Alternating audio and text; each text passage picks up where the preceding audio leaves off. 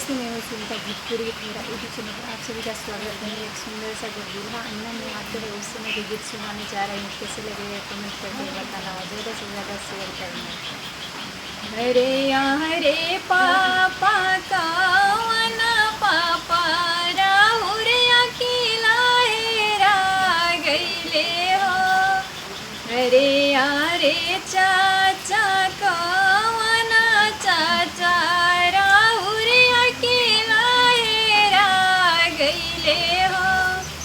कैसन दामाद रौरा खोजी ऐनी ता बोलाहू के ना जाने।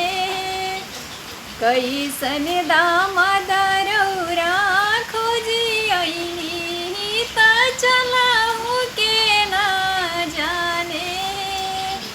अरे यारे भैया कौन भैया राहुर अकेला हेरा गईले।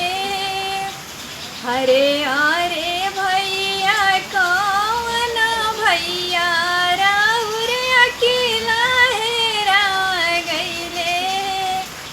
कैसन बहनोया रौरा खोजी ऐनी ता हंसहू के न जाने।